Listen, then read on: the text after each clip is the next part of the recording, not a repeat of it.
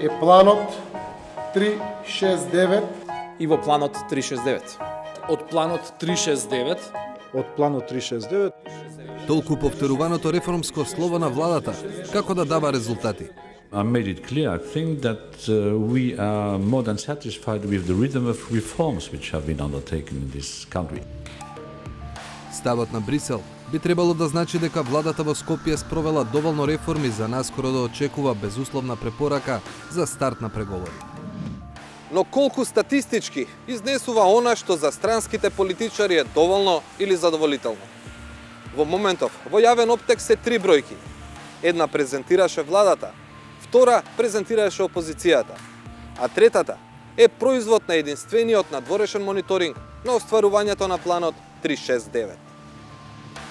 Анализата што ја прави Институтот за демократија покажува дека владата исполнила 52% од задачите на кои се обврзала во делот 6, кој истече околу Нова година. Делумно се завршени 16% од активностите, а воопшто не се исполнети 19%, или една од 5 задачи. Мерењето на исполнувањето на останатите 13% од активностите е невозможно, поради начинот на кој се поставени. Ова се прелиминарните бројки, а во Институтот се уште се работи на конечниот извештај. Истражувачот Зоран Нечев и неговите колеги забележуваат дека при остварувањето на шеската, владата помалку ја вклучува јавноста отколку при тројката и дека се заборавени цели области од претходната фаза, како реформите во изборниот процес. Сепак, гледаат и напредок, бидејќи остварувањето на обврските е поголемо од првите 3 месеци и е фокусирано на неважните области.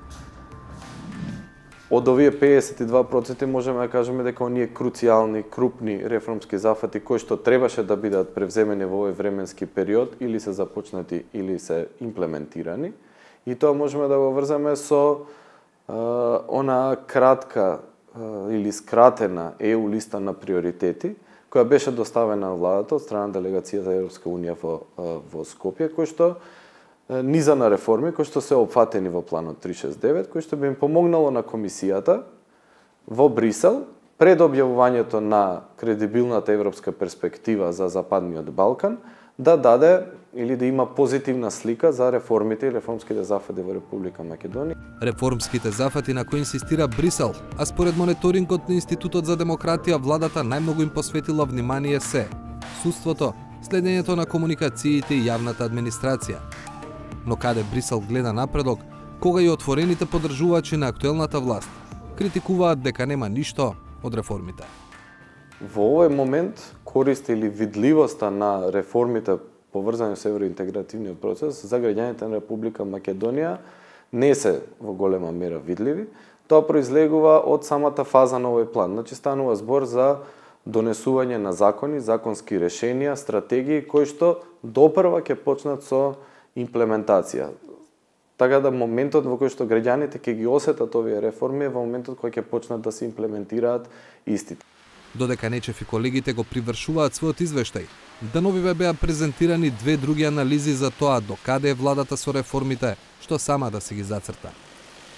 Станува збор за документи кои го следат оствареното не само во делот 6 од планот, како во извештајот што го подготвува Институтот за демократија, туку и во делот 9, за кој крајниот рок е април. Едниот документ го презентираше председателот на ВМРО ДПМН Христијан Мицкоски во емисијата Отворено на 24 вести. За него, податоците се поразителни. На владина седница 15.2.2018 година е презентиран. Пред некој ден. Добро. Ова е документ, нацрт записник, во кој што се дава осврт на она што се вели 369 план. Во овој момент, деветката завршува.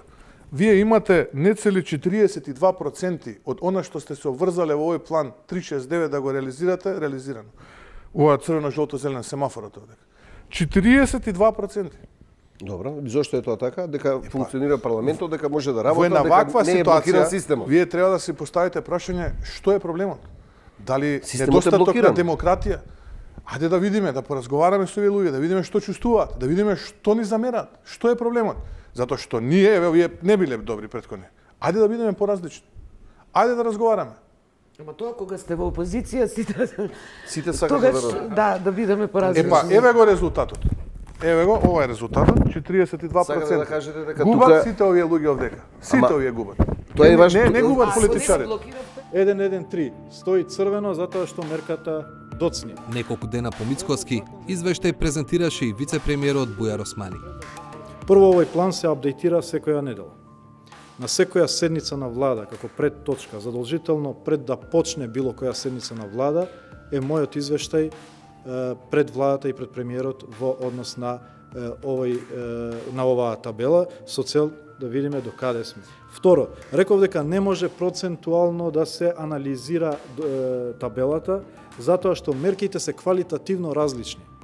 Формирање на посебно Од тие причини Османи не кажа колкав е процентот на реализација, но ако се преброи се што кажа во реши едночасовната пресконференција, процентот на завршени задачи е околу 50%.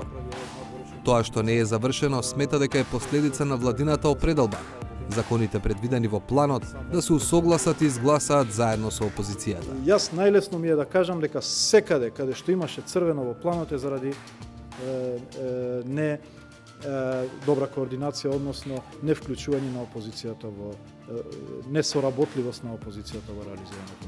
Планот 369 и меѓуетничките односи не смеат да бидат дел од меѓупартиските дневни препукувања. Тоа е најголемата неодговорност од било кој политичар.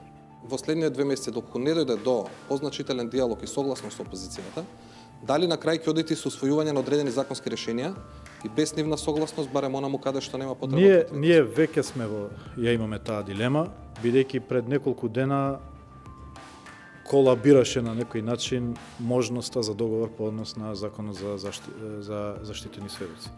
Тоа што е надлежност на владата, видовте дека е зелено. Јас не видов дека има некоја мерка црвена, која што е директно зависи само од работата на владата и од страна на институциите.